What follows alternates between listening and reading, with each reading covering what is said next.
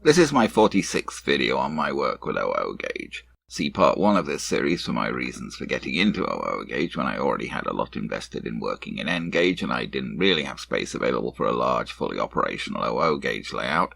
Also see my lengthy series on my N gauge railway modelling for smaller and more complex scenery and smaller scale trains running. This part is the 20th, dealing with my third layout made using mainly Hornby EZ Track. See the prior video, part 27, for my reasons for wanting to try a Hornby EZ Track layout when I already had an OO gauge layout using Bachmann EZ Track.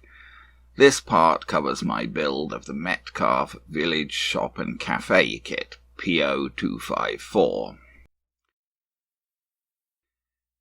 This is the kit, a much more substantial pack than with the super quick kits, but not that weighty by Metcalfe standards. Nonetheless, it was a rather complex build, so this will be a fairly long video. Here's the back of the package, showing my somewhat ropey opening of the top with a knife. The building template images, as seen on the right of the label here, can be downloaded from Metcalfe's website, set up ready to print the same size as the actual building will be. Here's what you get when you unpack this kit. 2 folded sheets of printed card parts, 1 fairly small sheet of heavy card reinforcing and forming parts, a sheet of glazing parts, a standard Metcalfe sheet of ridge tiles, and 2 folded sheets of instructions. I've noted before that I don't much care for the folded sheet format for instructions and much prefer the booklet format that Metcalfe have adopted for their most recent kits. The booklets are neater and easier to work with and offer less opportunity for confusing the order of instructions. However, at least the instruction sheets in this kit addressed one of my previous complaints. These instructions proceed page by page, treating each side of the fold as a separate page, so you don't need to try to follow the instructions as they meander across the whole double sheet, as you did with older Metcalfe kits, and you can conveniently work with the sheet folded over, taking less space.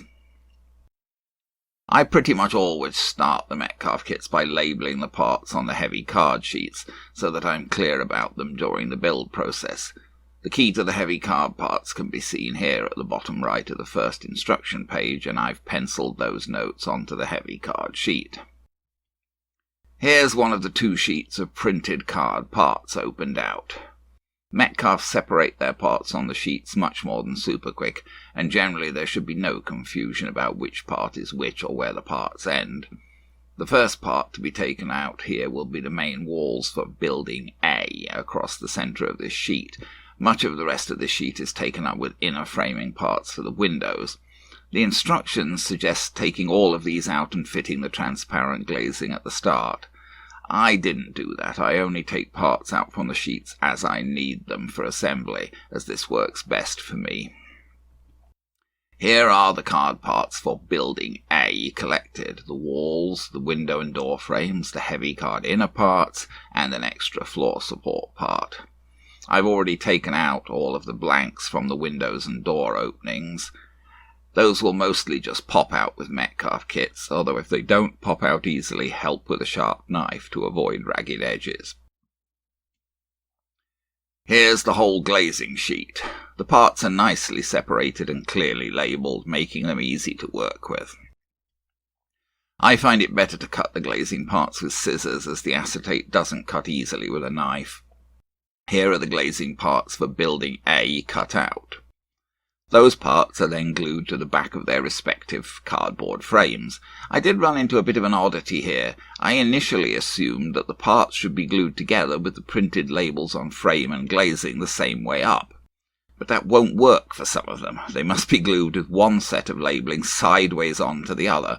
I don't know quite why Metcalfe would do that. The yellow tabs at the bottom of the walls are folded over and glued down. When folding tabs, especially short ones, care needs to be taken to get them straight, as they seem to like to adopt a bit of an angle as you fold them over. 3 of the walls are then glued around a heavy card inner former, with the heavy card resting on top of the folded yellow tabs. This kind of arrangement makes for nice strong buildings with well-aligned walls. The ground floor window and door assemblies are glued in place after fitting the inner floor. It would be easier to align them when working with flat walls, but they need to be sat on top of that inner floor. As well as the window and door assemblies, the card support for the upper floor is glued onto the back wall, resting on the lower floor. Then we're ready to fold around the rest of the walls and butt them together across the gable. The join in the walls is not super critical, as it will be hidden when the building sections are joined together later. The end window assembly is only fitted after this folding, as again it needs to sit on the lower floor. Then the upper floor is fitted, sitting on top of the window and door assemblies and the support on the back wall. With the upper floor fitted, the upper windows are fitted. Building A is put aside at this point, and Building B is assembled in a similar fashion. Here are the card parts for Building B. And here are the glazing parts for Building B and their frames. The yellow tabs are folded and glued to the back of the walls, and one small glazing part that doesn't have a frame is fitted. Then the walls fold around the inner floor, which rests on the yellow bottom tabs. The door assembly is glued in place over the protruding doorstep. Then the end walls are closed up around the inner floor. Additional window assemblies are fitted. The window assemblies have reasonable borders, so it isn't too hard to glue them in place without getting glue onto the windows themselves. This always has to be done whilst looking at the window from the outside in order to evenly line up the inner frame with the window opening in the wall. The instructions suggest that the upper floor should be fitted just by pushing it down to rest on top of the window and door assemblies and then running a bead of glue round its edge, and that was the way I did it. It's a bit messy, but no one's going to see that when the building is finished. Window assemblies are fitted to the upper dormers. There are tabs beside these windows that must fold back. The instructions mention this at this point. It would have been easier to deal with freeing and folding back those tabs before assembling the walls. Now the two main buildings that we have assembled can be attached together, lining up the grey gable sections. There are still quite a few holes, but that's the way things are supposed to be at this point. These are the roof parts for the main building sections. The Building B roof goes on first, as it needs to sit under the Building A roof. The tabs at the side of the dormers must be fitted into the gaps in the roof. These are the small roofs for the dormers. They need to be glued over the dormer windows and attached to the main roof at the back. I found it a bit hard to persuade the dormer roofs to attach to the main roof, and I had to resort to using quite a lot of glue there. Then the Building A roof can be fitted going over the Building B roof, as seen here. So now we've sort of got the core structure, but there are still a lot of bits to come. These are the parts for the front steps. Each step is folded in two and glued. They don't really align naturally very neatly as you fold them over, so you really have to try to force them into alignment before the glue sets. Even with my best efforts, I didn't get perfect alignment all round all of the steps, so I used an emery board to tidy up the edges. Then the steps glue on top of each other to form a turning stairway. This stairway glues in front to the shop and cafe front doors, providing access to both. A card support for the terrace has also been glued below the wall opening at right. This is the part for the terrace surface. The yellow tab is folded under the terrace surface and glued, and then the terrace surface is glued in place, resting on the steps and on the green support tab. This is the part for the front porch pillar. The yellow tab folds back and doubles the sloping projection, and the pillar is folded round and glued into a square. This is a bit fiddly, as there's no inner former or tab, so you just have to get it square by carefully gluing the edge of the fourth wall exactly to the side of the first wall. I would have thought that consistent results could have been better guaranteed by adding a fifth tab wall to glue inside the first wall. Once assembled, this pillar glues between the steps and the terrace surface, with its sloped projection attached to the front wall. Next to be assembled, will be the shop front. 2 glazing parts are labelled shop. This is not mentioned in the instructions, but it seems that these are just alternatives. You can either have a single vertical divider or 2 vertical and 2 horizontal dividers making a 9-paned window. I went with a 9-paned shop window, as it seemed perhaps more appropriate to my 1930s period. Here are all of the parts for the shop front. The glazing parts are glued to the back of their frames, and the yellow tabs folded and glued to the back of the walls. The walls are then glued around the inner floor, which rests on the yellow tabs. Then the window assemblies are glued in place. Oddly, the instructions say to fold the window display and glue it on top of 3 pieces of grey card 32 by 20 millimeters. Why didn't they just provide these cards? Well, actually, there simply wasn't enough waste grey card from this kit to make the pieces called for. So are Metcalfe just assuming that you build a lot of their kits and will have card left over from other kits? Seems a bit rummy. I do build a lot of kits, and I still didn't have enough readily on hand to make 3 pieces 32 by 20 millimeters, or at least not that I could find easily. So I made 1 piece 32 by 20 millimeters and glued it on top of a couple of other slightly smaller pieces. And then I folded the shop window display and glued it on top of the larger of those cards. And then I glued that assembly into the window. This basically worked okay. 3 thicknesses of heavy card are required to lift the display to the correct height so it can be seen properly through the windows. Then the assembled shop front is glued to the main building, between the front steps and the end of the front wall. And a roof is glued over the shop front and the porch pillar. I do like the little post box in the pillar.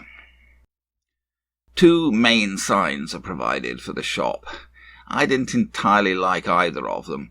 The post office sign was definitely out for me, as it uses the lozenge post office logo, which may look sort of old-fashioned, but which was actually only introduced in the 1990s, so definitely not on for my 1930s period. I could have used the Cardale Village Stores sign, but I didn't like it much. Most village stores don't actually call themselves village stores, and also that sign is going to appear on most versions of this building, so I thought I'd make something different. I found a picture of a suitable sign on the internet and adjusted it so that I could print it from my PC to fit over one of the Metcalfe signs. Then I glued my printed sign over the red post office sign and used a brown marker to colour around the edges. I'm definitely happier with this sign than I would have been with either of the kit alternatives. These are the parts for the terrace walls. The green tab at the base of the outer wall folds back and glues, and the inner wall sections are all doubled by folding back and gluing their green tabs. The outer wall glues around the terrace surface, connecting to the building walls at its ends, and with the terrace surface resting on the folded green tab. The instructions don't say in which order to fit the inner walls, but basically the inner end walls need to be fitted first, as the inner front wall will sit between those. Then the inner front wall is fitted between the inner end walls. And then the capping stone piece is glued on. I'm glad Metcalfe made a single piece for this, as joining capping stone strips at the corners never looks perfect. That was the end of the first of the 2 instruction sheets. Now on to sheet 2, the first page of which is devoted to the front bay window. These are the parts for that bay window. As for the shop window, 2 glazing pieces are provided, but the instructions make no mention of this. Here the difference is whether you want to have the word T's printed on the window or not. The top and bottom formers for the bay are folded double and glued. I also eased all of the fold lines on all of the parts. The glazing part needs to be scored so that it can fold inside the frame. When scoring, I pressed a little too hard with my knife and nearly cut off one side. The walls of the bay glue around the bottom former, providing the basic shape. Because my glazing piece was threatening to fall apart, I glued it into the frame before attempting to assemble the frame inside the walls, although the instructions say to put the glazing in after attaching the frame to the walls. Then I glued my frame with the glazing in behind the walls, aligning it by looking from the outside, as always. A bit tricky to do with this one, with the 3 sections being bent and all needing to be aligned. I think it came out basically okay. I had decided to have T's on my cafe window. The upper former then glues over the top of the window frame, better setting the shape of the bay. Then the bay is inserted into the wall opening. Care needs to be taken to get the ends of the bay parallel with the edges of the wall opening. This doesn't exactly happen naturally, and I nearly got it slightly cockeyed.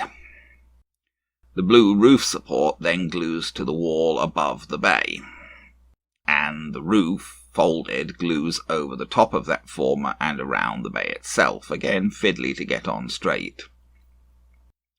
There are still several more sections of this building to go.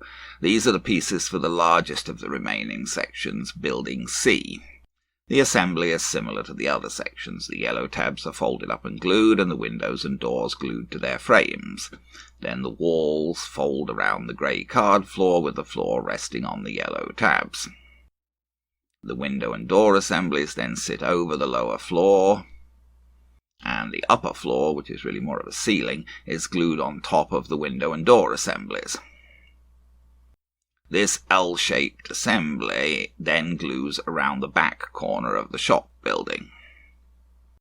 A yellow tab is glued in place to provide extra support for the roof, and the roof for this section is glued in place, fitting under the main roof.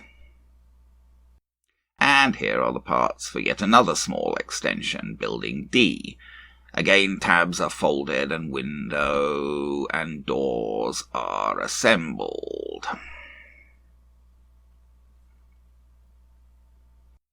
The walls glue around the floor. The window and door are glued in place.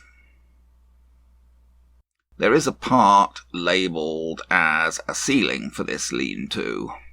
The instructions don't mention that ceiling, but since it was clearly labelled as a part, I glued it in place. A heavy card supporting piece glues to the back wall, and then the lean-to D glues over that. And the lean-to roof glues over the walls and the support. These 3 oddly shaped pieces are for the back steps. They need to be folded over and glued. These are trickier than most to get aligned. Then the 3 steps glue on top of each other, and that assembly glues in between the 2 back extensions. It's quite a tight fit. A 4th step is folded double and glued outside the back door. These parts make the walls for those back steps. The walls have 2 tabs, one folds up and the other folds down to double the 2 sections of the walls. Then those walls glue to the steps, attaching to the lean-to wall at the end. And a capping stone piece glues on top. And there is still one more section labelled as toilets, although nothing would really tell you that was what it was without the labels. Again, tabs fold and windows glue to frame. Walls glue around the floor. Window glues in place. Ceiling glues over window. And the section glues to the wall of the main building. I'm not sure if this was really where it was supposed to go, but this seemed reasonable to me. This was the end of my second day working on this kit, with something like 10 hours or so on it so far. The main structure's now complete. Basically just chimneys and ridge tiles to be done, and those are something of a pain and quite time-consuming, so I left them to the next day. Here are the parts for the chimneys. I nearly panicked, as there seemed to be formers for 3 chimneys, but only printed parts for 2 chimneys. But then I realised that the rectangle at bottom centre actually includes the parts for 2 chimneys. The formers are glued into stacks, keeping them as square as possible. Then the printed parts fold around the formers, trying to keep them tight and square and flush with the ends of the formers. I used a soft pencil to shade the corners. Actually, I was doing various shading as I went along, which I haven't been mentioning. I mostly use pencils and markers to try to colour the edges of the cards so white edges won't show. The chimneys slot into the holes in the roofs. The one at the end needs to be glued to the side wall to keep it in place. The ridge tile strips need to have their edges and folds coloured. It's fairly easy to do the edges, but the folds are hard as even a sharp marker can barely be got in to colour them. The instructions suggest using watercolour paint, but I don't think that would be easy to do a good neat job with either. The steel rulers used to fold the strips and to support them whilst colouring the folds. I cut a piece of ridge tiling for the corner roof first, as this seemed the trickiest to fit. Here are all of the ridge tiles in place as well as I could do them. I used to just put one bead of glue down the middle of the ridge tile strips, but I found it hard to get them to glue down well on the roofs that way, so now I put separate beads of glue all along both sides of the strip fold. These are the parts for the chimney capstones. They need to be glued on top of each other to make stepped caps. This sort of bothers me as I can never get them perfectly centred. These are the paper strips that are cut from the instruction sheet to make the chimney pots. Pretty much my least favourite part of assembling one of these kits. Though I've done so many of them now, I've got a bit better at it. I roll the 00 gauge chimney pots round the end of a bamboo barbecue skewer. Once rolled, they need to be coloured. Metcalfe do print the backs of the strips black, but you still need to colour the ends. And it's almost impossible to hide the edge where the rolling finishes. I try using brown marker. The pots glue to the chimney caps. A spot of glue is put onto the cap, then the pot is held in tweezers and rubbed around to spread the glue so that it attaches the pot all around. And finally the caps with the pots are glued onto the top of the chimneys. Finally, a couple of signs were glued to the building. There were more signs provided besides these, but I didn't want signs advertising walls, ice cream, etc. And I found the newspaper sign with the caption, "Local man eats live sheep," frankly bizarre and in bad taste. Here's the building on the layout. It was basically a good fit to the template I'd printed, except that the template had the toilet extension in a different place. Perhaps that was where I was supposed to fit it. Here's the building in place from the front, looking across the level crossing. I picked up these coal merchant pieces used locally. The staves look a bit too large to me, but still I've put them here beside the road at the edge of the turntable yard. And here's a general view of the centre of the layout at this point. What next? I'm not too sure. I have materials for the rest of the station now, buildings for the other platform, kiosks, signs, lights, and various other details, but I'm undecided. Maybe before I finish the station I'll try to get rid of the rest of those paper templates by assembling the buildings that they represent.